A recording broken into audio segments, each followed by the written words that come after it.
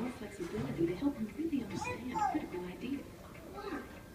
Well, the standards make sure you're really exercising your brain when learning things like fractions or reading and writing about books by famous authors. I'm reading James and the Giant Peach.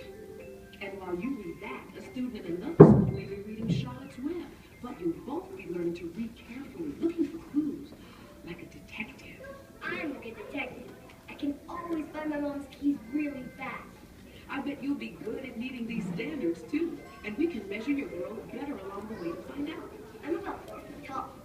That's one kind of measurement, but I'm talking about tests. Ew, I don't like tests. You're not the only one, Eddie. But the new tests are just replacing the ones you already take, with questions that show us whether you really understand things, like fractions. Here, take this multiple choice question.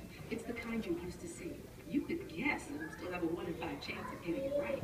Maybe your cat has a 1 in 5 chance of getting it right. My cat can't do that. Now check out this new kind of question. Oh, can I try? Sure.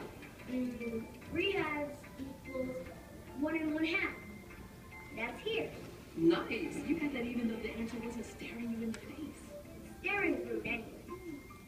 Wait, does this mean I'm gonna have to do more of that brain exercise? Yes, but if we work together and we're patient, students like you will develop the skills to be amazing inventors someday. Yeah, my mom says it's important to be patient. Your mom's a smart woman, Eddie.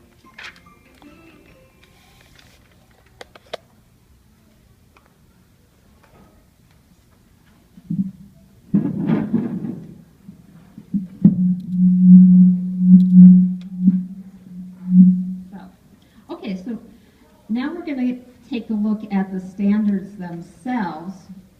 I'm starting out by talking about, I'd like to introduce you to the anchor standards, which are also known as the college and career readiness standards. And these are aligned to what the workplace and the higher education institutions expect our students to know.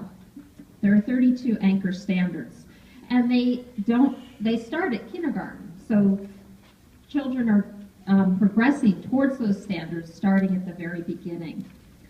Here's an example of one of the anchor standards. This one is reading informational text. And the standard that students should be able to do by the time they graduate from high school is to read closely to determine what the text says explicitly and to make logical inferences from it, cite specific textual evidence when writing or speaking to support conclusions drawn from the text.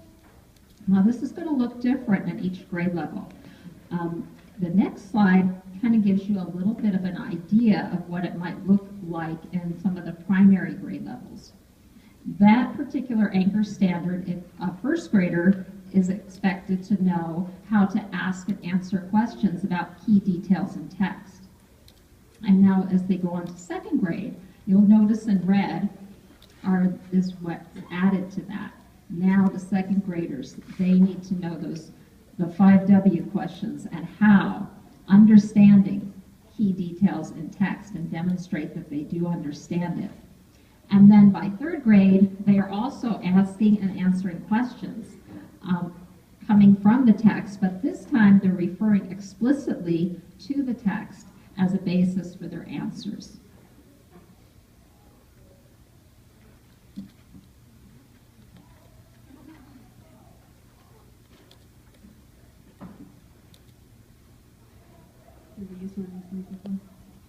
So this is just a fun video as to why we have Common Core, like what the reasoning is behind it.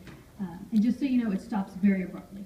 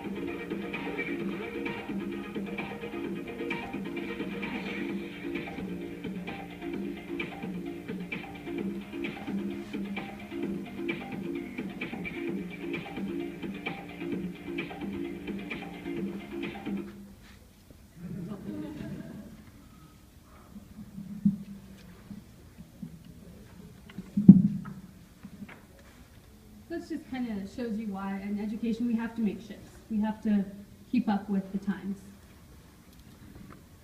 So these are just, you'll hear some people say there are six shifts in language arts, 6 shifts in math, or some people will put them in 3 and 3. For our purposes tonight, we're just going to say there's 6 altogether because they're kind of put together in some places. So for math, we have a greater depth of understanding, fewer concepts, and deeper understanding, more application and problem solving, so students